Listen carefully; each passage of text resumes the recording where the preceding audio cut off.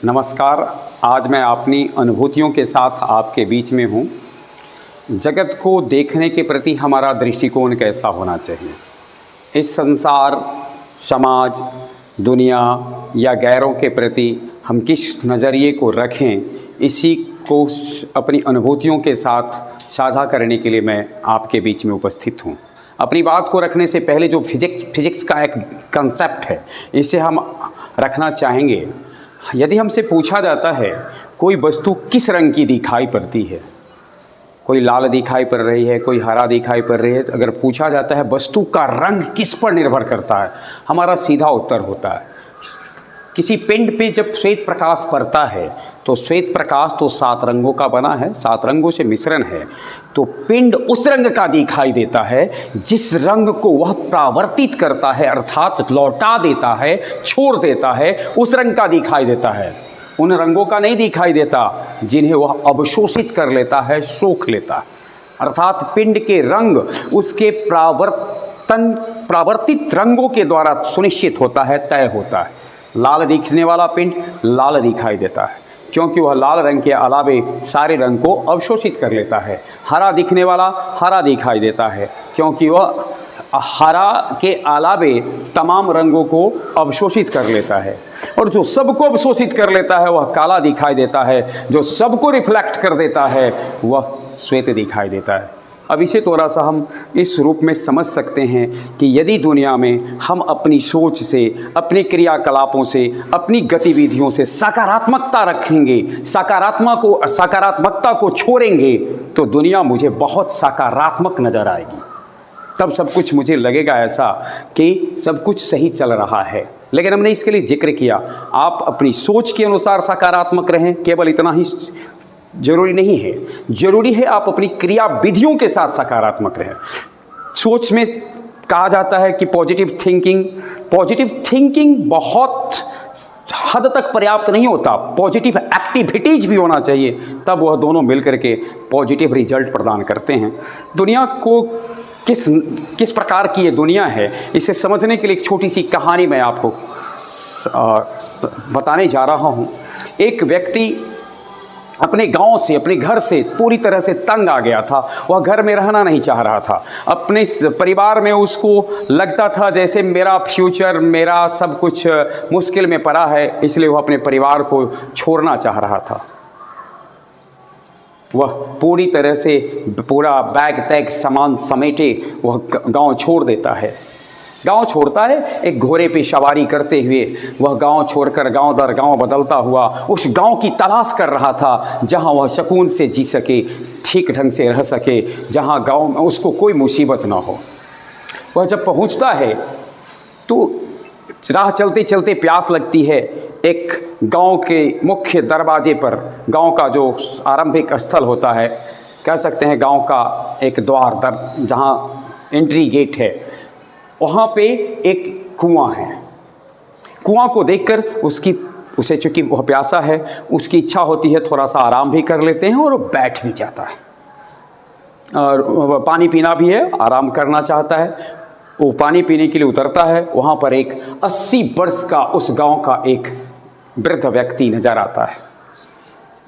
वह उस वृद्ध व्यक्ति से पूछता है, बाबा आप ये बताइए इस गांव के लोग कैसे हैं, किस प्रकार का व्यवहार करते हैं, किस तरीके से एक दूसरे के साथ संबंध बना करके रखते हैं, आप हमें बताएं अपने गांव की सभ्यता के बारे में, संस्कृति के बारे में, सामाजिकता के बारे में। उस 80 वर्ष के बूढ़े ने, 80 वर्ष के वृद्ध व्यक्ति ने उसे पूछा कि बेटा, इससे पहले कि मैं तुझे बताऊं कि मेरे गांव के लोग कैसे हैं, हमारी गांव की संस्कृति कैसी है, सभ्यता कैसी है, तुम जरा ये बताओ कि तुम जिस गांव से आए हो उस गांव के लोग कैसे हैं, उस गांव की सभ्यता क्या है, उस गांव की संस्कृति कैसी है, उस गांव में लोग एक दूसरे से किस तरह से रहते हैं।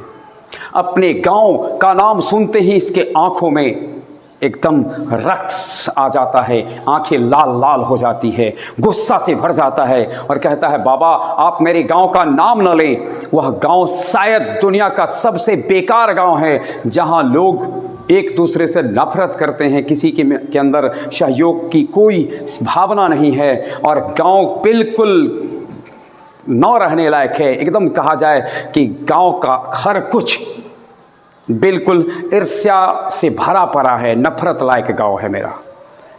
उसी गांव के लोगों ने तो मेरी हालात ये की है कि मुझे गांव छोड़ना पड़ा है, वह किसी दृष्टिकोण से रहने लायक नहीं है। मैं एक दिन गांव से जरूर बदला लूंगा, गांव वालों से गांव से बदला लूंगा।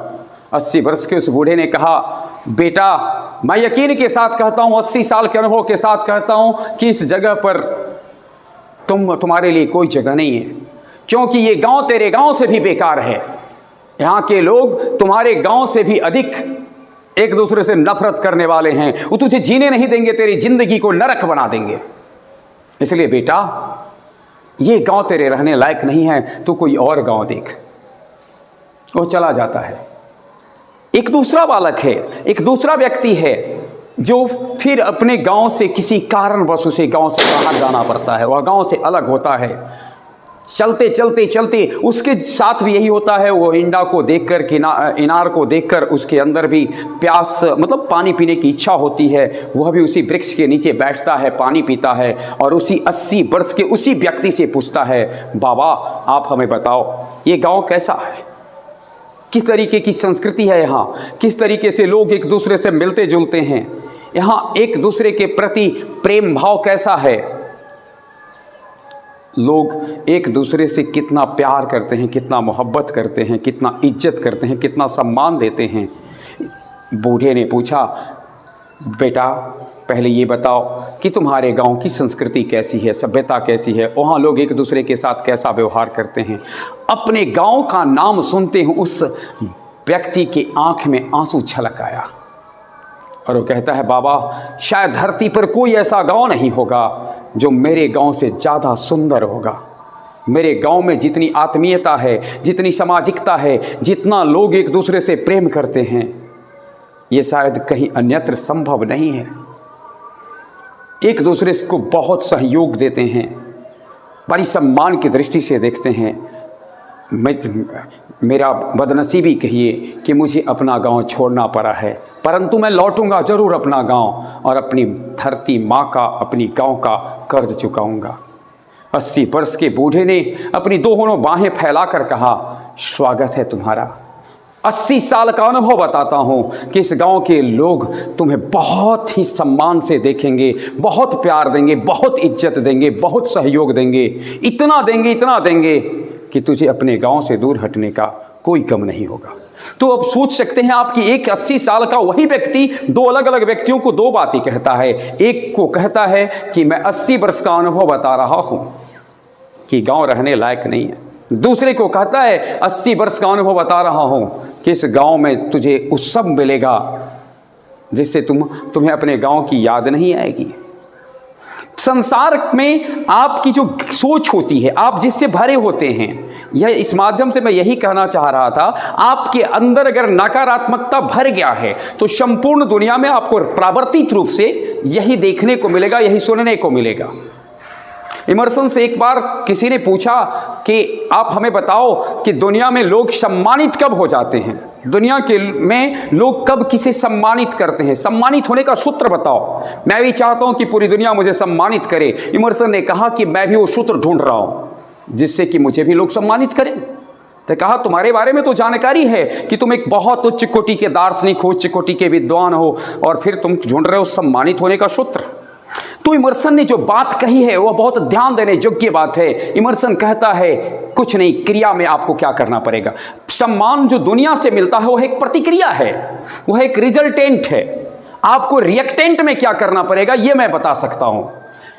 इमर्सन कहता है जब कोई व्यक्ति प्रत्येक कण को सम्मानित करता है, प्रत्येक क्षण को सम्मान देता है, प्रत्येक पल को सम्मान देता है, अपने चातुर्दिक जगत का जो कुछ भी है सबको सम्मान की दृष्टि से देखता है, तो बदले में जब सब उसके सम्मान को रिटर्न करता है, सम्मान को प्रावर्तित करता है, तो सारे सम्मानों के प्रावर्तन से जो एक प्रतिबिंब बनता है वह उसको समाज का, राष्ट्र का सम्मानित व्यक्ति बना देता है।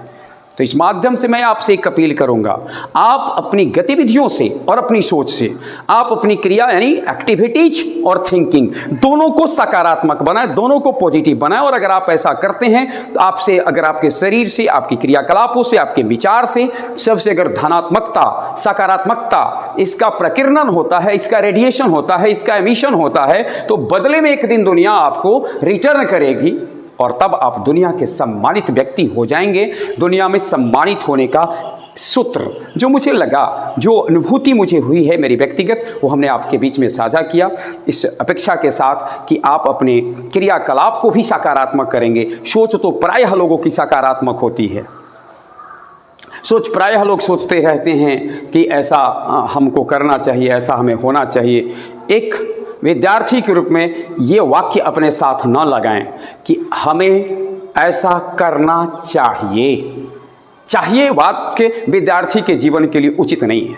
विद्यार्थी के लिए ये होना चाहिए हमें ऐसा करना ही है, हमें ऐसा करना ही है। इससे अपने आप को भरें, चाहिए से मुक्त हों और करना है से भरें।